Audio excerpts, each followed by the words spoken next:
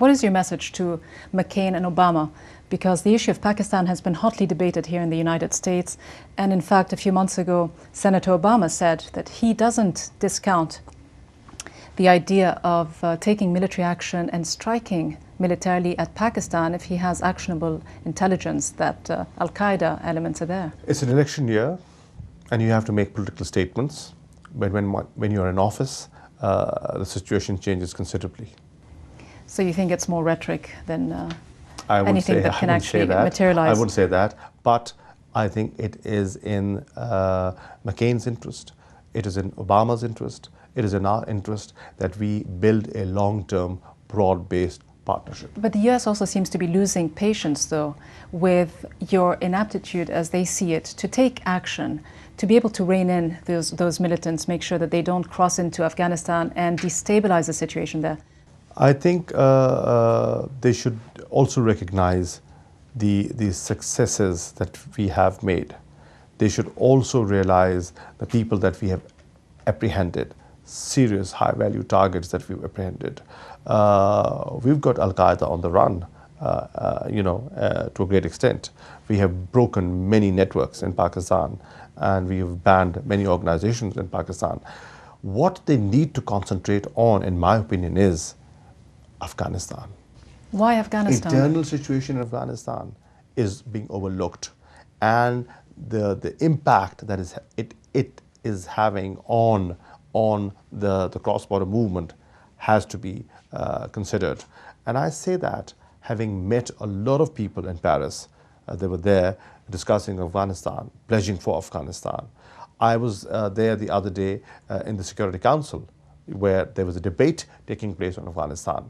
So the concerns of an internal problem, an internal crisis within Afghanistan should not be and cannot be overlooked. But in Afghanistan? The issue of governance within Afghanistan, the limitation of capacity within Afghanistan, the issue of the drugs and the drug trade and the linkage between drugs and crime and terrorism. But in Afghanistan, Mr. Minister, it's precisely the point they make, that it is down to Pakistan and the kinds of agreements it has reached with some of these tribal elder leaders, as you call them, that enables them to cross so easily into the border and disrupt the situation there. Let's presume that's correct, for the sake of discussion. This intrusion can affect the south. It does not affect the north. It does not affect the west. It does not affect the east. You have seen a 25% increase in those areas that were peaceful earlier on. And that cannot be blamed on Pakistan. It's very easy to pass the buck. There has to be ownership. Well, what we are not shy of is that if there is a failing on our part, we are willing to look at things and improve upon our strategy. Afghanistan should acknowledge that there have been serious failures on their side, and they need to improve an effort. They need to improve governance on their side. But what the Afghan president says is that what is needed is a joint strategy by Pakistan and Afghanistan to deal with the situation. Are you willing to cooperate with him on this issue? Absolutely.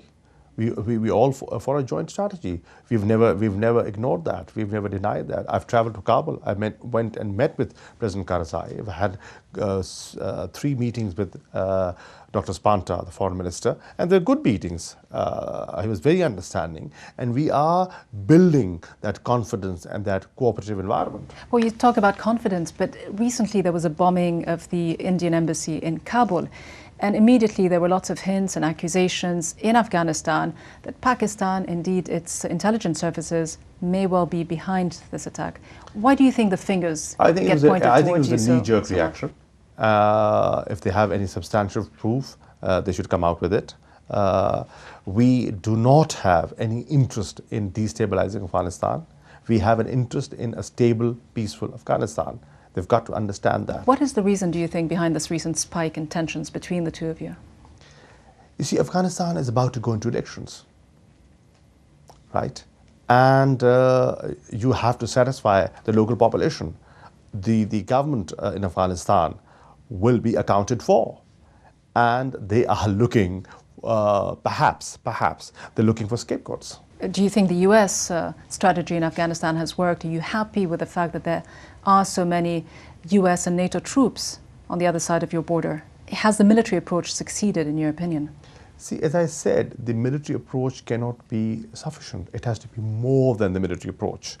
And what does the US need to do then?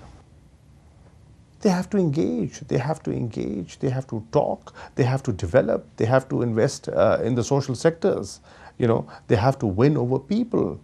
They've got to have support at the grassroots level. There's been a speculation for some years now that Osama bin Laden may be in Pakistan. Now, your government has often denied this claim, but how can you be sure that he isn't in Pakistan? How can you be sure he is? And if he is, why don't you share the information with us? Can you say with certainty that he isn't in Pakistan? I can't say it with certainty, but what I can say is if we have sufficient information, actionable information, the government of Pakistan will take action. So what does it say about the US's inability then to have that kind of actionable intelligence? Are they trying hard enough, do you think, to find Osama bin Laden, or is he some kind of a convenient tool perhaps for the so-called war on terrorism? I can't answer that. Do you think the US is actively trying to find him? I'm sure they are. I'm sure they are. Another irritant in the Pakistan-Afghanistan relationship is India and the growing influence India has in Afghanistan. To what extent does that concern you? Well, we are trying to normalize relations with India. We have considerably improved our relations.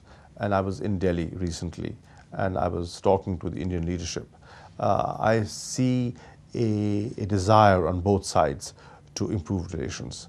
And I think we are moving in a positive manner, and we should continue to do so. And you said this would be one of your priorities, but concretely, how do you actually envisage that relationship improving? Well, I went to Delhi with a set of proposals, and I've identified 4 things that can be done immediately, which are doable. I think by doing that, we create an enabling environment and we improve atmospherics that will have a very positive impact on our relations. And they are resolution of Sir Creek problem, resolution of Siachen, improvement in the visa regime, and enhanced trade bilateral trade between the 2 countries. But in Afghanistan, it seems that the country may be becoming a battleground of sorts for this rivalry between India and Afghanistan. Is that the correct way of looking at it? We do not want a rivalry with India. We want to improve relations with India. You know, we want to improve relations. We have improved relations on the eastern border. Why would we, transfer our fight from the east to the west? We stand nothing to gain by that. Why would India then point the fingers of blame towards Pakistan so readily? And so does Afghanistan every time there seems to be attacks. I think India's response, if I recall correctly, has been a measured one. They haven't been very accusing. They have been their statements have been very mature, and ours have been very mature. But there have been hints. See, there are elements in every society.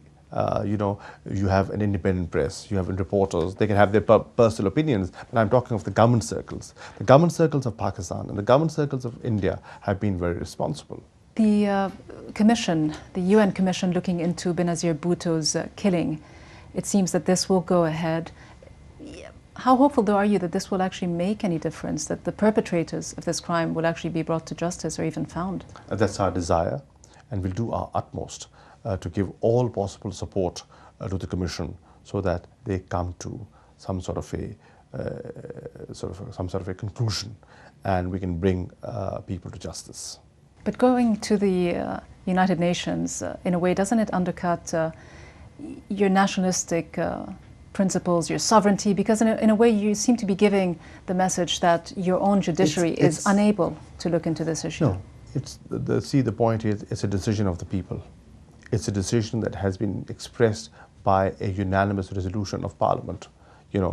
Each and every political party, government and opposition, have supported this resolution because the people of Pakistan want a body which is neutral, which is impartial, and which has credibility to undertake this investigation. Now, looking at the broad regional perspective in Pakistan and all the mounting tensions in the neighbouring countries, I'd like to get your take on what is going on with Iran. And you do share a long border with Iran, Iran which tested missiles the other day. How concerned are you about this? Well, the The test that took place the other day has no implications for Pakistan. It's a test that is carried out, time and again. Such tests have been carried out previously as well. But we want all sides to show restraint because we want peace in the region and we do not want tensions to mount in the region. But just to be clear, are you concerned about Iran's nuclear program? Well, we want Iran to act responsibly. Iran has been saying that their right to peaceful use of nuclear technology should not be denied because they are signatories to the NPT and we recognize that right.